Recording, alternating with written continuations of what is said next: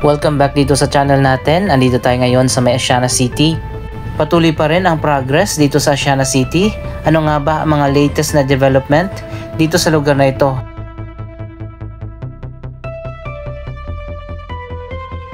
Dito tayo magsisimula sa bandang dulo ng Asiana City sa may Jokno Boulevard.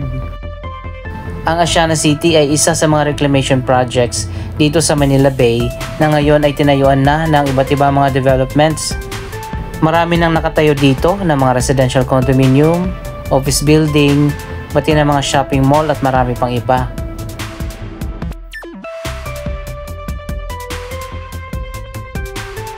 Isa sa mga mall na nakatayo na dito ang Ayala Malls Manila Bay. Napakalawak ng mall na ito.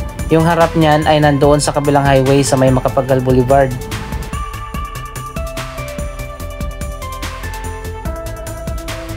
Marami pang bakanting areas dito sa Asiana City na wala pang nakatayo na mga buildings. Katulad na lang ng bakanting area na ito na katabi ng Soler Resort and Casino. Kamakailan lang ay nilinis na yung lugar na ito at siguro tatayuan na ng bagong project. So hindi pa natin alam kung anong project ang itatayo dito sa tabi ng Soler.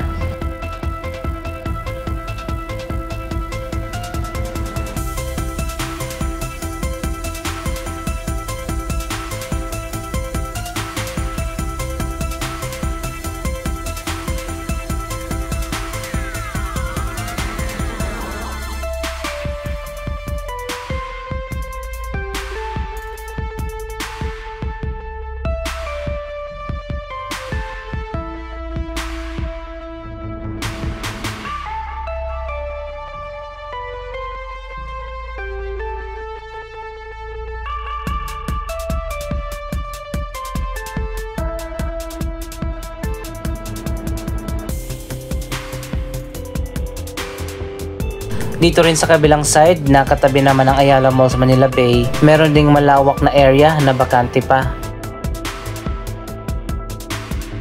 Dito naman sa kabilang side, mas malawak pa na area ang bakante. Ito yung tinatawag na SMDC Festival Grounds.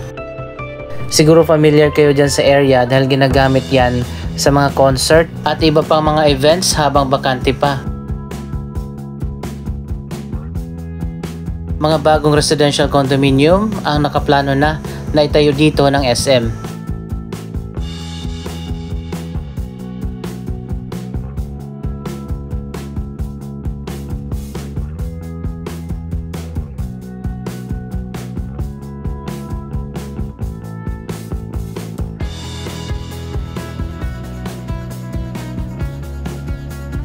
A few months ago nabalitaan nga natin ang mga bagong proyekto na itatayo pa dito sa Asiana City. Una, nagkaroon na ng signing of contract. Ilang buwan na ang nakakaraan para sa pagtatayo ng bagong St. Luke's Medical Center dito sa Asiana City. Pero sa ngayon hindi ko pa alam ang exact location kung saan itatayo ang bagong St. Luke's Medical Center dito sa may Asiana. Pero ayan, makikita nyo naman napakarami pang mga bakanting areas dito na malalawak at pwedeng tayuan ng malalaking mega projects katulad nga ng St. Luke's Medical Center.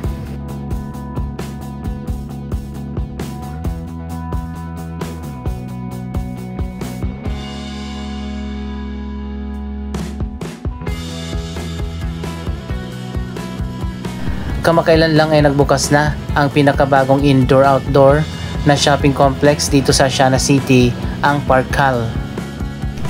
Andito tayo sa likod ng Parkal, yung harap niyan ay nandoon sa Macapagal Boulevard.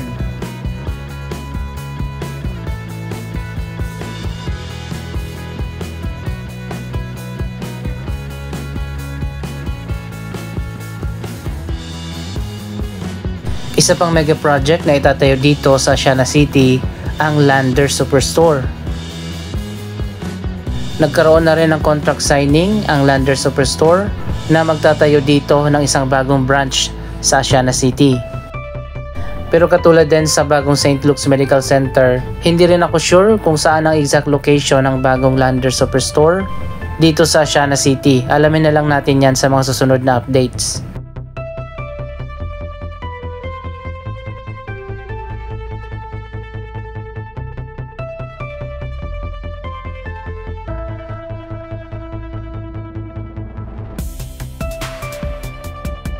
Itong buong stretch na to na nakaharap sa Manila Bay Area ang bakante pa sa ngayon.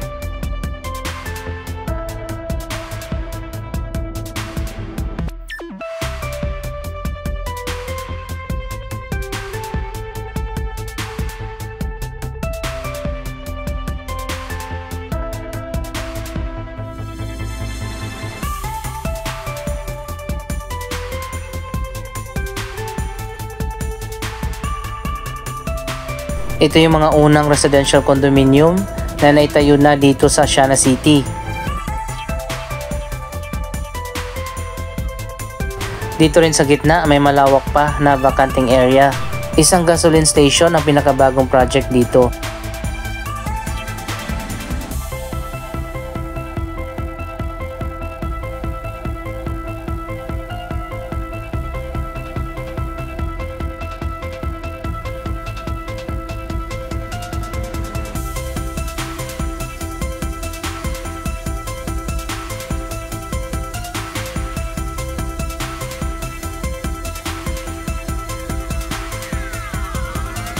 Marami na rin mga residential condominium dito sa Asiana City. Ang pinakabago nga dito ang Mid-Park Towers na tinayo doon sa tabi ng Parkal.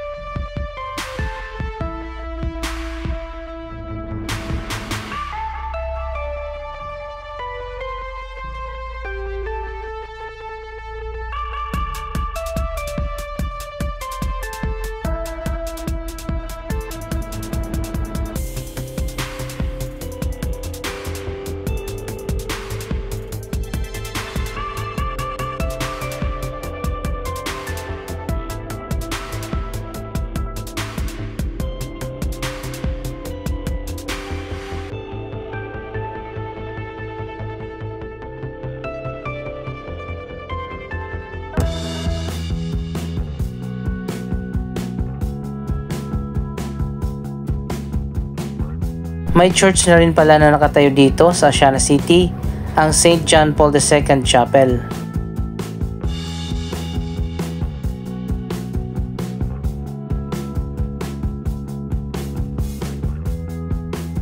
Maliit lang pero maganda yung church na ito. Modern ang pagkakadesign.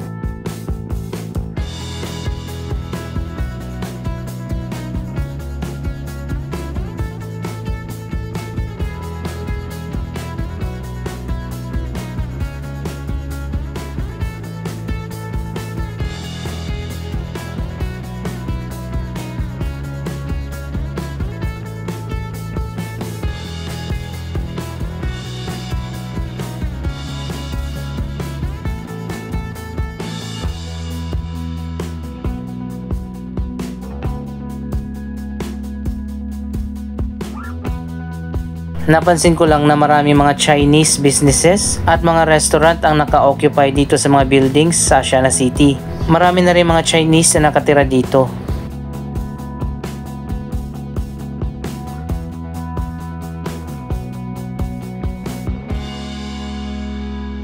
Ito may bago pang building dito na magbubukas pa lang.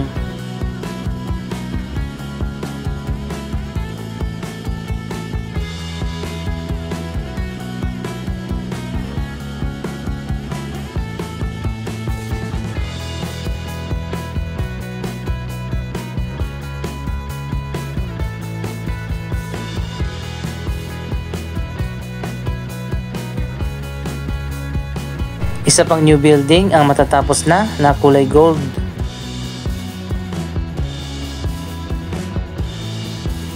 Mga bagong hotels naman ang makikita natin dyan, katulad ng Hop Inn at Seda Hotel ng Ayala Land.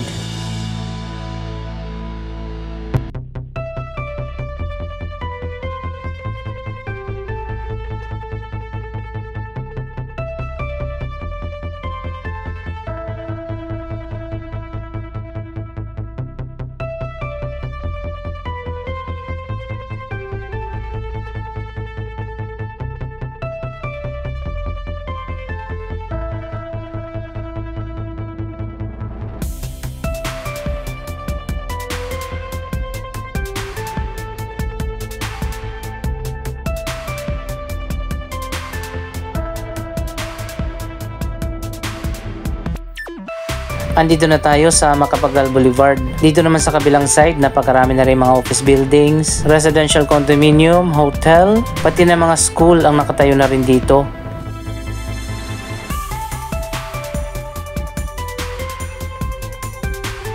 Andito na tayo sa harap ng Parkal, ang pinakabagong shopping at entertainment complex dito sa Asiana City.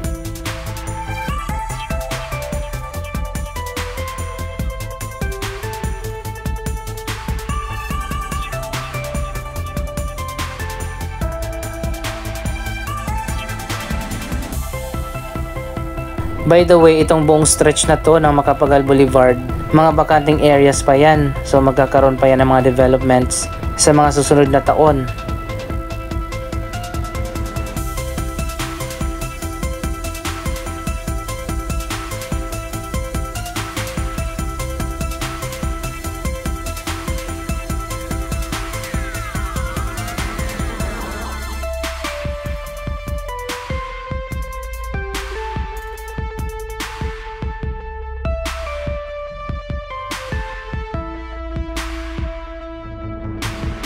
Nasubukan nyo na bang pumasyal dito sa bagong Parkal Mall sa Asiana City? Sa ngayon, unti-unti na nagbubukas yung mga bagong restaurant, mga stores, supermarket at marami pang iba.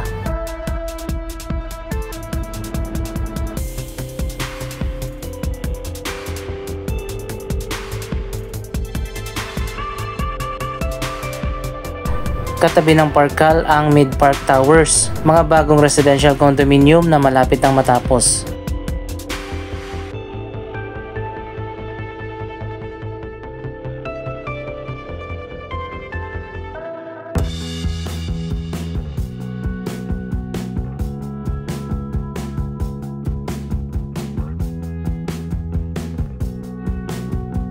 Isa sa pinakamalaking mega project dito sa Asiana City, ang City of Dreams, isa itong integrated hotel resort and casino.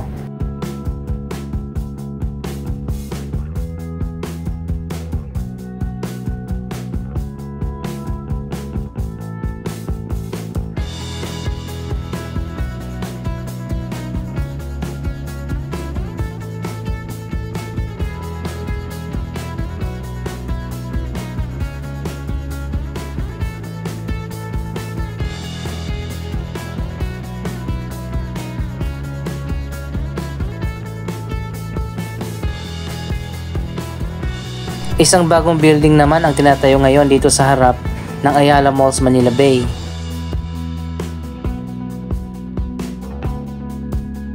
Katabi naman ng Ayala Mall ang Seda Hotel.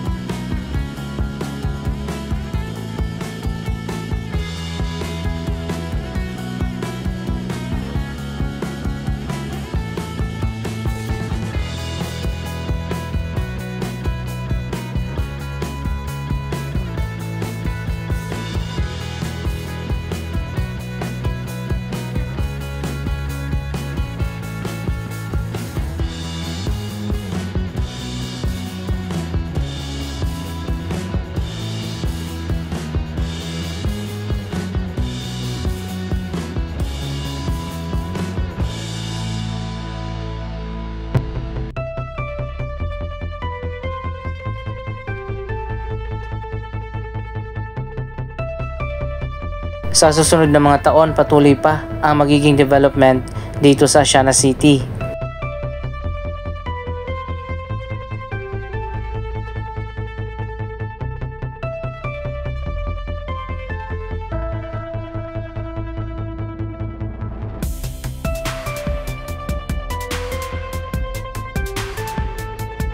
Aalamin pa natin sa mga susunod na updates kung ano itong building na tinatayo dito sa tabi ng Ayala Mall.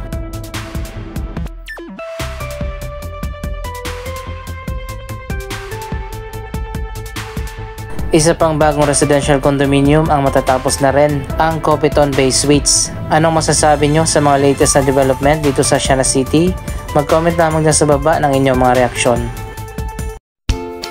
Maraming salamat sa inyong panonood. Don't forget to like, share, comment at subscribe. Thank you for watching!